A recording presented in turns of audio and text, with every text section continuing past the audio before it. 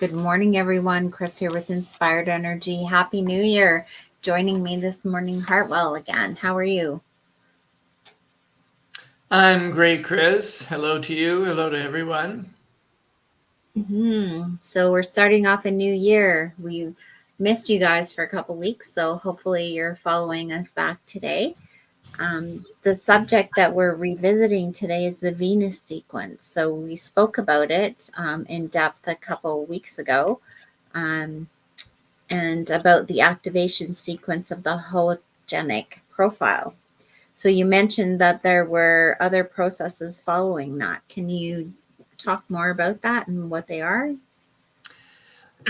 Yeah.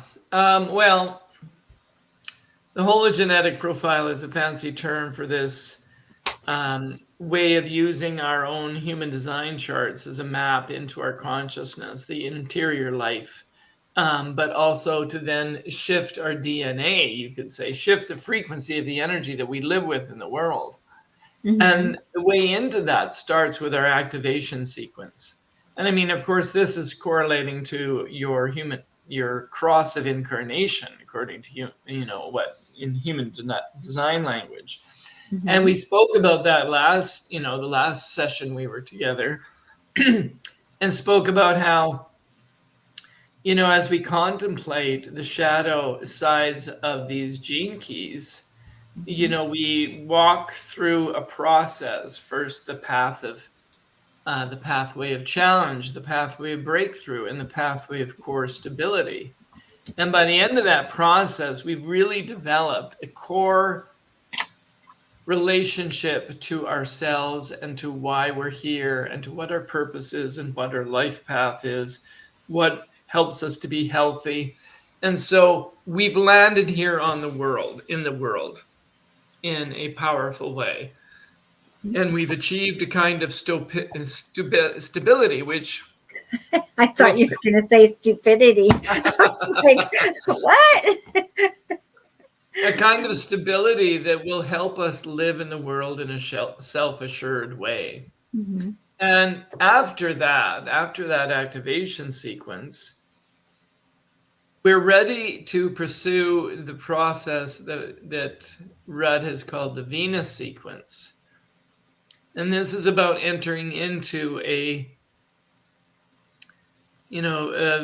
Venus is love. And Mm-hmm. when he had this transmission, there was a rare eclipse of the sun and Venus going on. Mm-hmm. And he says it's about the aim of the process, or what it delivers to us if we do it, is it takes us through a journey where we open our hearts. And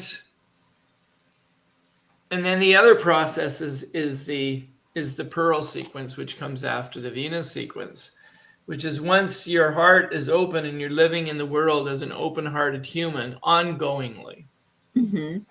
then you open up to the best potential for yourself in terms of prosperity. Ah, and is the pearl sequence prosperity? Yes, Oh, okay. the Great. pearl sequence is about prosperity. Yes. Mm-hmm. Realizing what our own particular brand, our own particular life mission is. Mm-hmm. So today's topic is to talk a little bit, or to start talking about the Venus sequence, because it's quite involved. Mm-hmm. And way back in about 2005, I did a Venus sequence workshop with Richard Rudd, and there were elements that were very profound, and it's even developed since then. His thinking and the book that he's written about it are quite profound. Yes. So, when you say Venus, everybody thinks about romantic love, but that's not what we're talking about here, right? We're talking about universal love, or being open to love, period. Loving thy neighbor, loving the plants, loving everything, right? Yeah. Yes, I Mm-hmm. mean people forget that those things kind of have a relationship to each other. Mm-hmm. Your ability to be genuinely loving towards others is not separate from your ability to love yourself or your ability to love God. It's all the same thing, and yet we only focus on the romantic part, which is mostly about drama. Yeah. you Well, know oh, there's let's a talk whole about our codependent feelings. there's a whole dynamic that happens there, right? Because then you're starting to exchange energies, and when you look at the charts, do they connect? Do they have electromagnetic connections? Do they not? Does one person compromise the other? And like you can get into all of these sorts of things. And then that's one of the things that I find really interesting about human design is that you not only can study your own chart, but you can also study other people's charts and understand how you interact with your energies with other people. And then it Yeah, becomes, yeah, then it becomes a tool for you to use, right? Mhm. it does. But probably, in my opinion, the more immediate tool is the information that is coming through the Venus sequence, Mhm. because the Venus sequence shows us how we are triggered. So, for instance, the Venus sequence has six spheres and five pathways between those six. Mhm. So we start where we left off with the activation sequence. We start with the purpose, which is the Mhm. design earth. Okay. We start there. And then the pathway moves, the path of karma, or sorry, the path of dharma. I'll just name them all first and then we can dive into a couple of them. But Yeah. the path of dharma connects the purpose to the attraction sphere. Mhm. And here we see highlighted the wounding that we experience sexually. That's what the moon represents. Mhm. And then the pathway between the moon and the personality Venus is the pathway of karma. So we have these very intriguing words and names of the pathways. It really gets Mhm. my mind going. I just nerd out on this stuff. Mhm. But and then beyond that, we have the sphere of intelligence, the IQ, the intelligence quotient. We have the sphere of emotional intelligence, the EQ.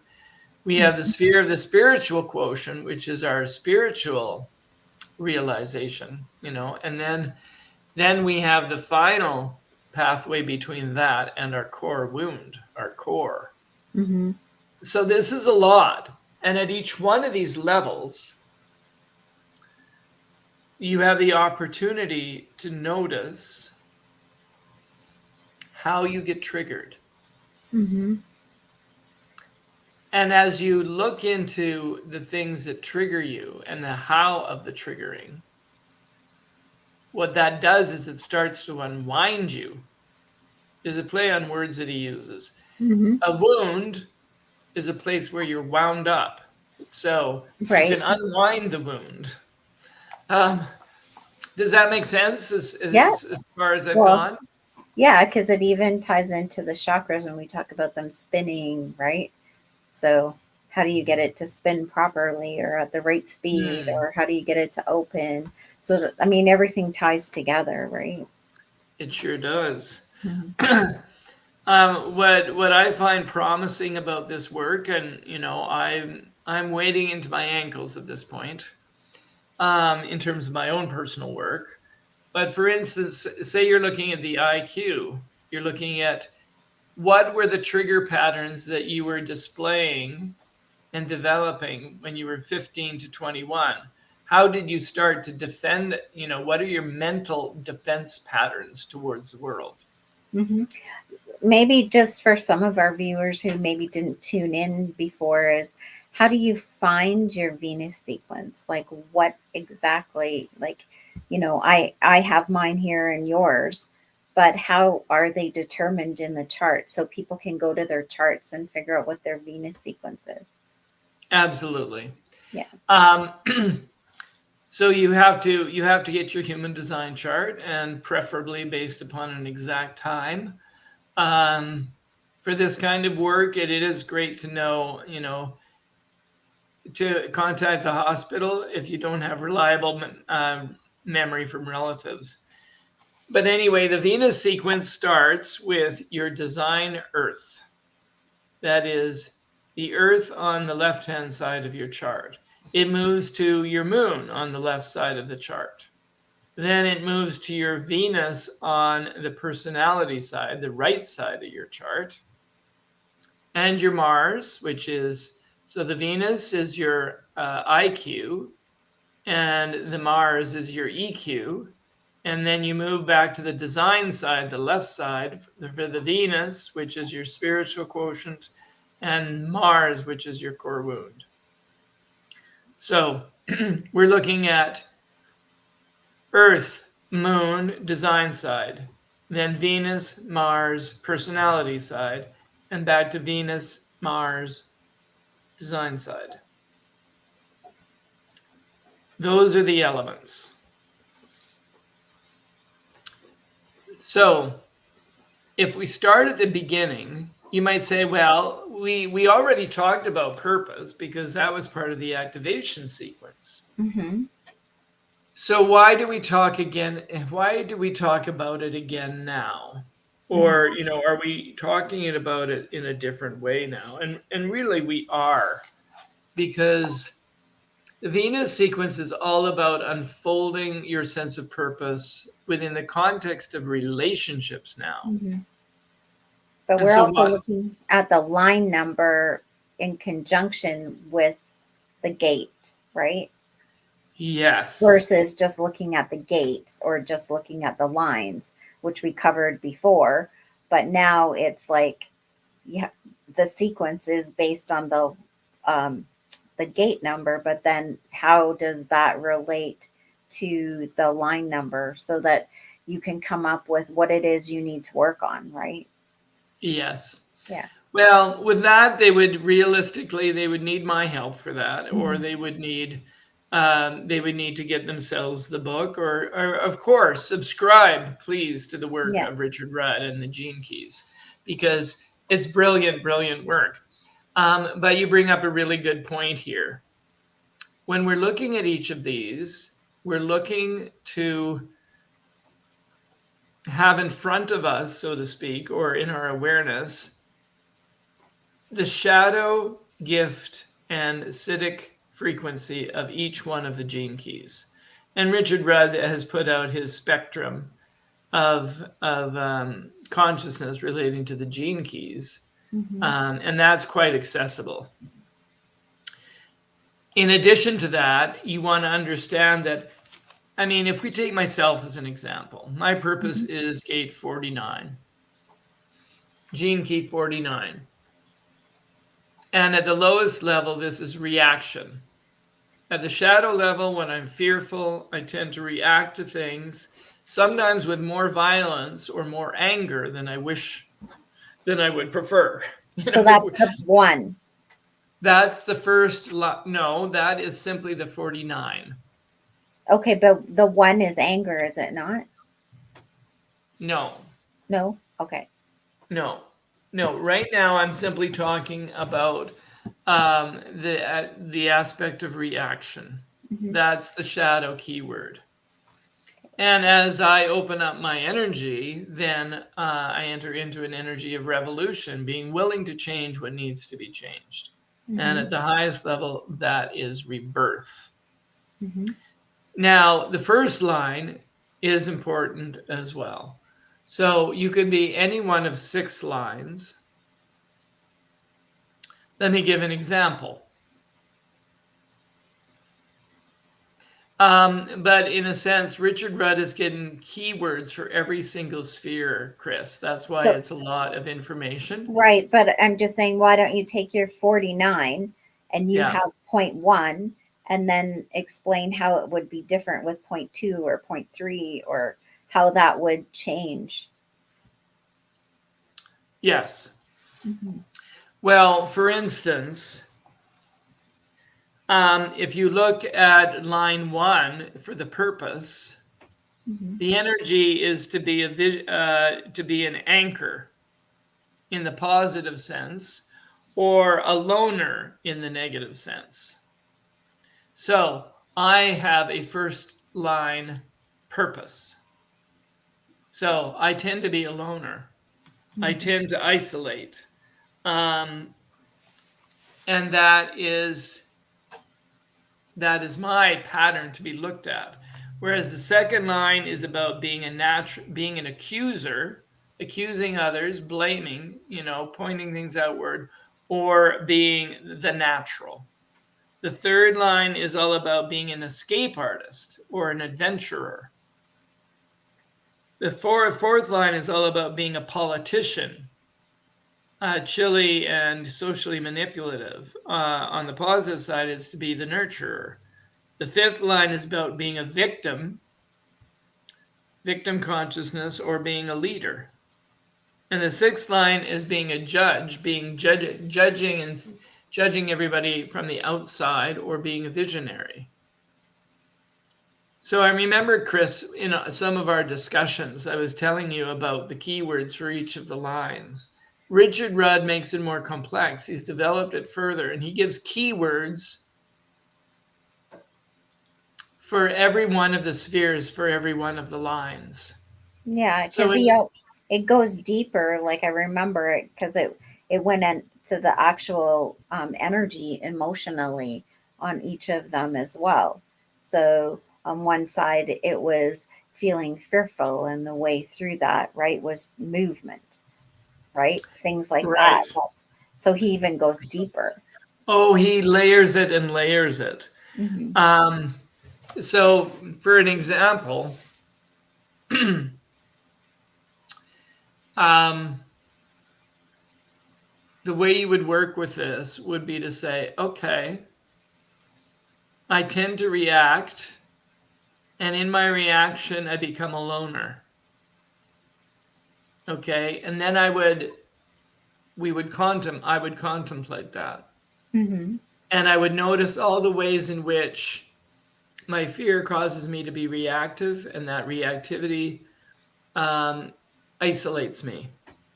And Hmm. so then, with the first line theme, as a general theme, I would go digging, I would go investigating. Whereas for you, do you have a sense of what it would be for yourself? Well, I'm trying to remember what they all are Yeah, because yeah, um, I was what I was remembering was the different like fear. The way to get over fear is through movement. The way to get over um, what was the other one? That cold kind of thing is to soften. Like, yeah. yeah. So I can't I remember what still all of like that. those. I still like those original keywords. He's Yeah, made it much more complex than that. But yeah. yeah, to begin It's with, easier to understand. when you have a first line, you're afraid. You That's want to fear, run. right? And so you got to stop yourself from running or avoiding, and you've got to investigate and move. Right. The second line tends to be blind to what's going on. And so they need to relax, just let go of trying to control things, and let yourself see where your blind spots are and relax. The Hmm. third line tends to feel shame. Hmm. And as a result of that shame, it wants to escape. Yeah, and so that's on my purpose line. Right. So, And um, one of the potential keys is to laugh. right. And the fourth is all about, you know, the heart being kind of like either all the way open or all the way closed. There can be that Hmm. tendency to get, when you get triggered, to kind of shut up like an ice box and become Hmm. very frigid. But then you need to soften, to open. And the five is plagued by guilt, and being trapped in the delusion of their own mental self delusion, and so they Hmm. need forgiveness as a key word to Hmm. to release. And the six tends to isolate itself and judge everybody, Hmm. and be apart and feel like an alien, and they need to kind of come back to the world. They need to stop stop checking out, stop dissociating, and start including themselves again. Right. So then the key is to look at the line number in conjunction with the gate, and then where you are on the shadow gift city side and what work you need to do. Like whether, when you're looking at, for example, the stress is what I have as my core wound, and I have a line 4 there. Yeah. So I can either shut down when I get stressed, right? Or I can You just can soften soften. Yeah. into it and just relax and allow things to show themselves, right? So I mean, that to me is how the value of looking at all of them together, right? When you just look at what the shadow city and acidic side are, when you start combine that with the line numbers and it's like degrees, right, of color to an artist. Yeah. It very much is, and these become the nuggets for us to follow into an exploration of our own interrelating patterns. Mm-hmm. So this is something that I take into my world, and I notice, oh, look what just happened there with so and so, that person in that interaction I just had. Mm-hmm. I felt my own inner processes being activated. Mm-hmm. And it's like, oh, I see my reactivity here, and Mm-hmm. I see the fearfulness in me. Mm-hmm. And as you contemplate these things and hold them, then you begin, it's sort of like washing. Mm-hmm.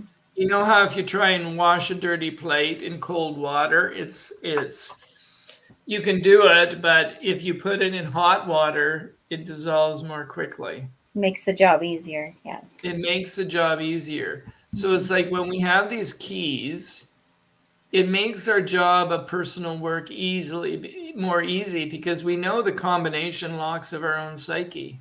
Mm-hmm.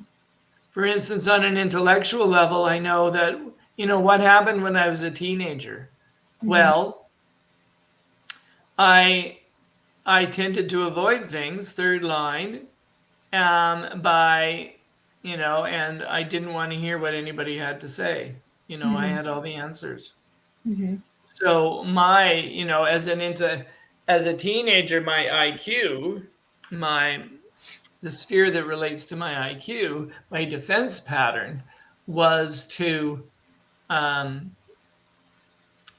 ignore or not hear, not be able to take in what other people were telling to me. Mm-hmm. And, I became, yeah. So I can work with these and see how they're still working in my life now. And Mm-hmm. as they soften with the hot water metaphor, then I Mm-hmm. begin to open my heart. Then I begin to really access the gift level of my psyche. Mm. So we're running quite a bit over today. Is there anything that you want to say to wrap this up and maybe tell people about what you're up to? Well, new year and new things coming forward. I'm not sure exactly how it's going to look yet, but we might end. Stay tuned for news about perhaps how, if you're interested, you can join in with. I may do some ongoing discussion groups around human design and the gene keys as a way of connecting with community and facilitating the process for people.